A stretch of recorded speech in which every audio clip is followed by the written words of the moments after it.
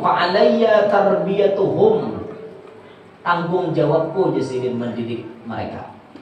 Fa'alayya tarbiyatuhum, yakni min haitsul batin, aku nampacang mendidik anak-anak kalian tapi di pintangan batiniyahnya. Biar awakku jauh, awakinya jauh, tak ada apa-apa. Aku mendidiknya pakai menyetirnya dari alam subhalah. Ini hebatnya orang wali, bisa menyetir manusia dari alam yang jauh.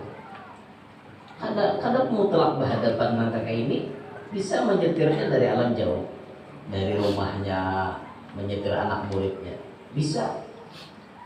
Macam guru Saman Mulia kan, waktu guru sekumpul lagi halus, mulai aja anak masuk pintu gerbang pasar Buntung Betuah itu nah, pasar Betuah di Martapura, mulai anak masuk lalu ada aja bayangan guru Saman bulik ya. Padahal guru Saman di rumah. Ayo mendidik anak kamanakan luar biasa.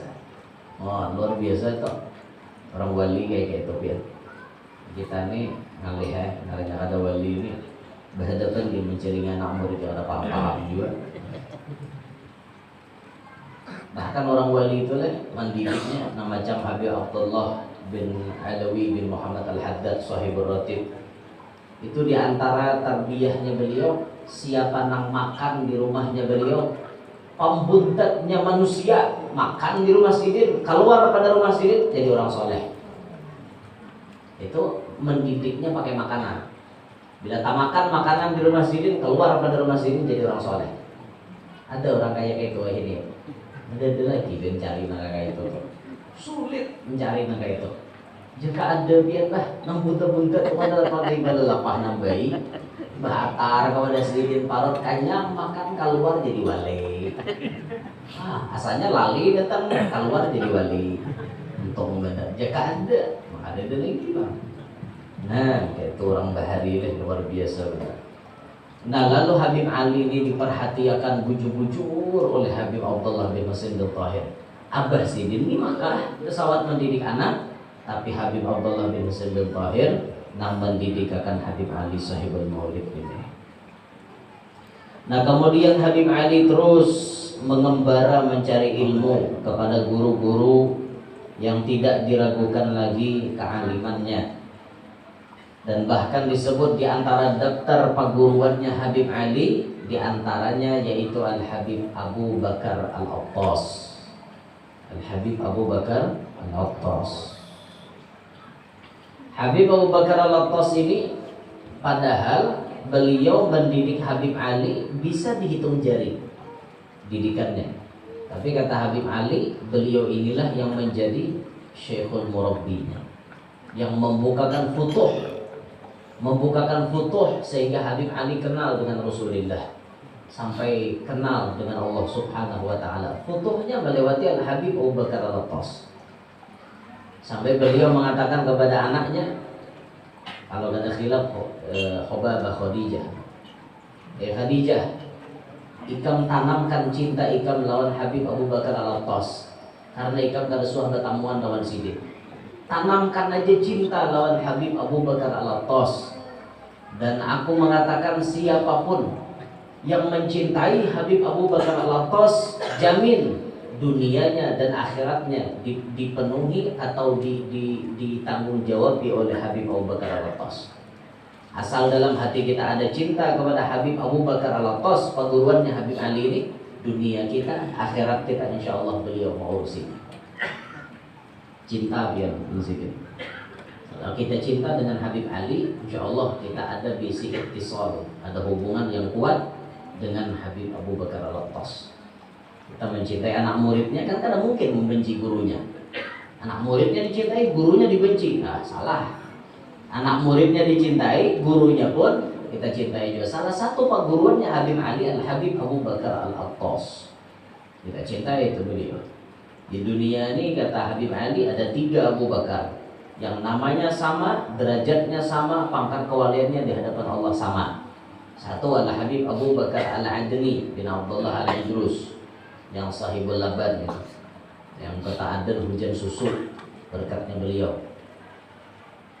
Yang kedua Al-Habib Abu Bakar Al-Attas, ini yang perguruannya Habib Ali. Yang ketiga, Al-Habib Abu Bakar bin Muhammad bin Umar bin Segaf As-Segaf, sahib Gresik, Jawa Timur.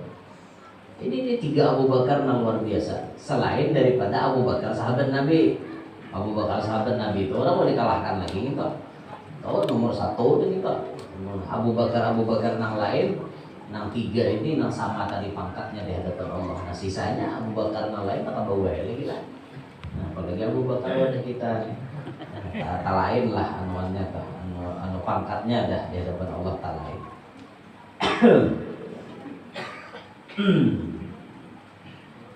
Nah disinilah Habib Ali menuntut ilmu, terus menuntut ilmu, sampai suatu saat beliau pun menunti Abah Sidin ke Mekah.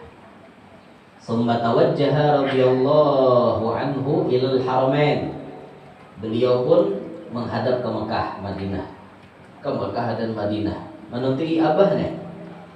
Wa aqama biha inda walidihi sanatain. Beliau diam di Mekah 2 tahun. Habib Ali diam di Mekah 2 tahun menunti abah, Adda fiha nusukain. Beliau menunaikan 2 kewajiban haji dan umrah, ditunaikan oleh beliau selama 2 tahun itu tadi. Wa tamatta'a bi ziyarati sayyidil kaunain, dan beliau pun berziarah kepada Nabi kita Muhammad sallallahu alaihi wasallam. Wa akhadha ala walidihi, dan beliau mengambil kepada orang tuanya beliau akhdan taman, dengan pengambilan yang sempurna, mengambil ilmu maksudnya kepada abah beliau atau di Mekah. Wa akhadha aidan an Syekhul Islam Sayyid Ahmad bin Zaini Dahlan, dan beliau juga mengambil ilmu kepada Sayyid Ahmad Zaini Dahlan, ini mufti Syafi'iyah juga lah pada zaman dahulu. Nah beliau ini memfatwakan, Syekh Ahmad Zaini Dahlan ini memfatwakan darbud duf inda dzikrin Nabi sallallahu alaihi wasallam mustahab, kata beliau. Memukul tarbang ketika menyanjung mengingat Nabi Muhammad hukumnya mustahab, disunnatakan. Zidin ini nambah fatwa Sayyid Ahmad Zaini Dahlan, darbud duf inda dzikrin Nabi, menyatuk tarbang rahatan mengingat Nabi disunnatakan. Dalil pegangan kita salah satunya dari ulama-ulama kelas dahulu yang memfatwakan bertarbang itu boleh. Ya ada aja anti bertarbang, ada aja haram marah inya kita ada marah inya haram, jika mana haram marah ikam haram itu. Nah kami kada haram. Nah karena memang ada aja nanti umpati kayak itu. Sayyid Ahmad Zaini Dahlan.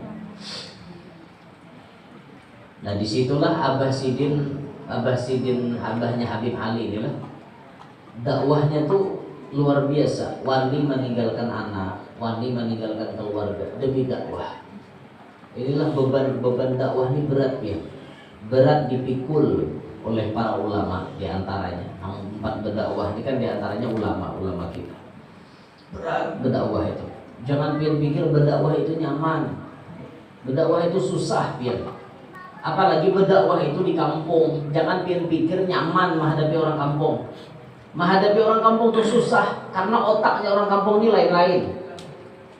Otak manusia ini lain-lain. Maka tak kumpul, bila sudah di acaraan itu tak kumpul. Ada orang yang katuju tawa, ada orang yang katuju serius, ada orang yang katuju bahanu serius bahanu tawa, ada orang yang merum muha-umuran. Macam-macam nih kelakuannya. Maka menyikapi nang bermacam-macam keadaan ini harus bisa menjiwai itu. Berat ya. Beda urusan kalau berbicara di pondok, itu sedikit nyaman, karena nang disitel, nang diurusi kekanakan. Tinggal sekali kita bocap ranaya. Orang di pondok kita keras, di pondok tadi nang wani menentang. Adalah anak murid wani menentang kita keras. Ada, tapi di kampung coba ya keras dia. Ada nama orang sulit. Apa aja guru lapau kayak gitu. Sini guru. Ada nama awai. Iya gau. Awainya. Dulu jangan lagi bapak dia nama kayak itu. Aku sekali aku tak pau dia. Ada tahu bisa ketulahan. Ada jenis. Bersambung part 4. Terima kasih banyak.